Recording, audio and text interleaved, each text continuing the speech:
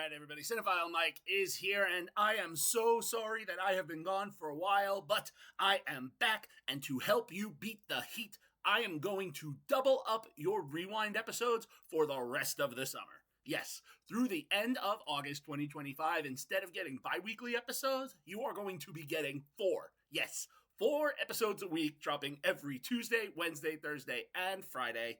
For those that are joining me for the first time, welcome to Oscar Rewind, my series of short videos and reviews where I revisit the films that reflect the work of this past year's Oscar nominees and winners.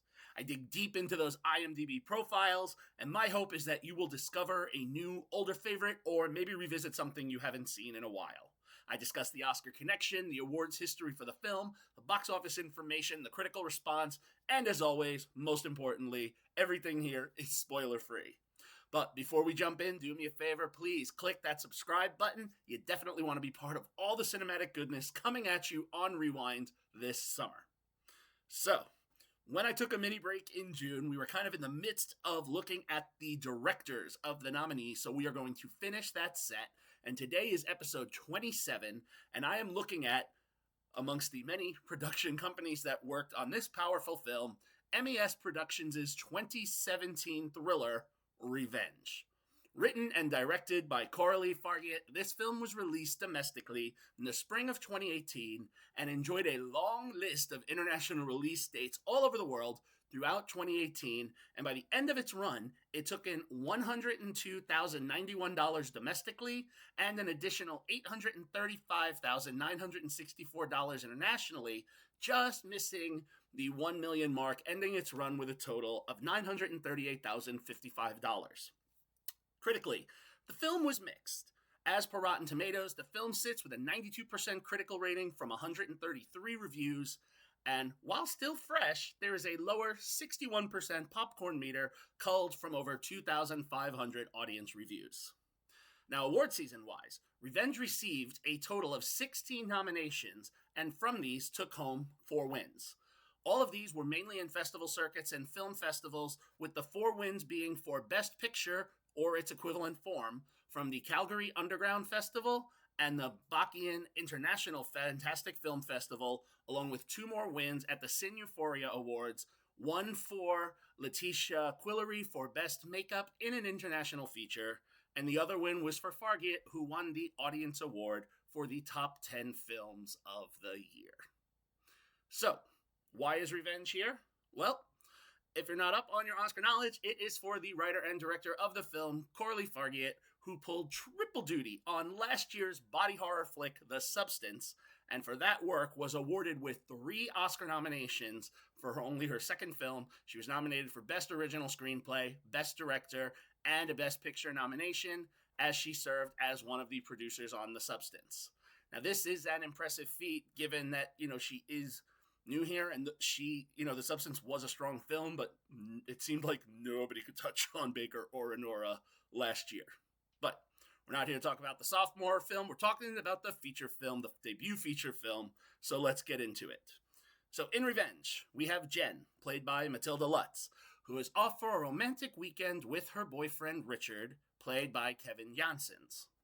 Now the caveat is that she constantly has to turn away when he is having conversations with his wife. Yep, he's married. This can end well, right? So, while enjoying their time together, before she can leave, 2 of Richard's friends, Stan, played by Vincent Colombre, and Dimitri, played by Guillaume Bouquede, they show up early for a hunting trip. Now, Richard had hoped Jen would be gone by then, but, c'est la vie. The 4 party one night, and when Richard is, not as into dancing with Jen, she, harmlessly dances with Stan, maybe a little too suggestively, maybe giving him a wrong idea. The night ends, and the next morning, things take a turn. Stan, believing Jen was interested, even though she was not, assaults her while Richard is out the next morning. And Dimitri witnesses this and does nothing, and when Jen eventually tells Richard everything, Richard's response is, just calm down, maybe you should leave, I'll help set you up in a new life, And this is not the response that Jen wanted. She threatens to tell his wife and does not want this to be taken sitting down. She warns and threatens him and ultimately runs for her life from these three, but they're in the middle of nowhere, and unfortunately they catch up with her, and not the one to be threatened. Richard pushes her off of a cliff, and she falls, getting impaled on a broken tree. Now, convincing Stan and Dimitri that they can finish their hunt before anyone finds the body, they go off. However, Jen survives the fall.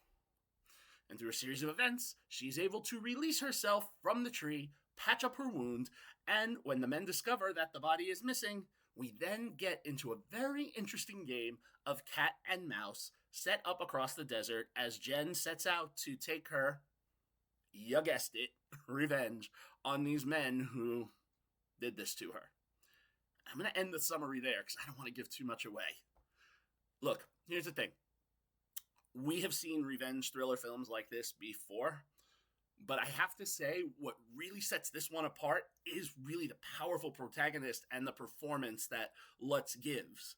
You know, her Jen, she strolls around very confidently, a little scantily clad, but she owns her femininity and sexuality so much that it doesn't feel as exploitative as some other films that I'm not going to name here, you know, kind of make you feel.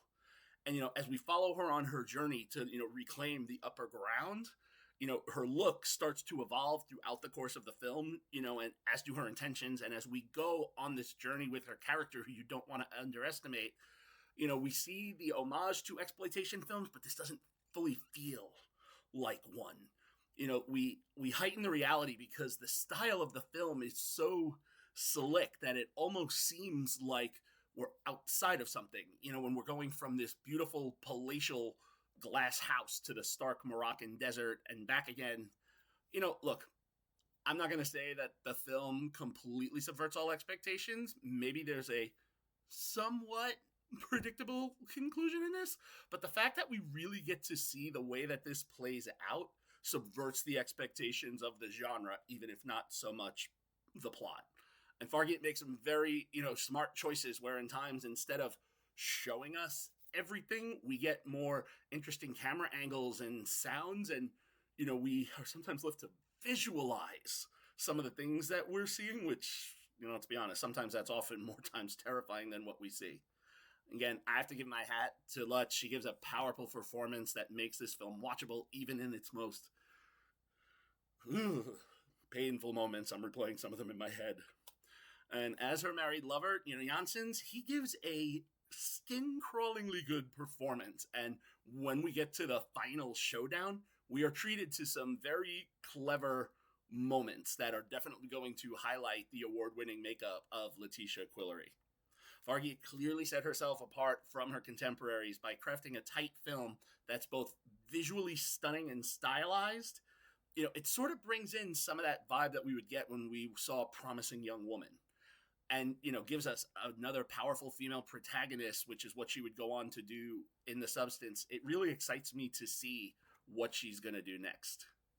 So, you know, I have to say, it's kind of fitting that as I return to Rewind, I return with a powerful film like this one, which is Revenge. It is a 4-star film. Fargeat definitely deserved the recognition she got for The Substance. She's an incredible filmmaker with an amazing future ahead of her.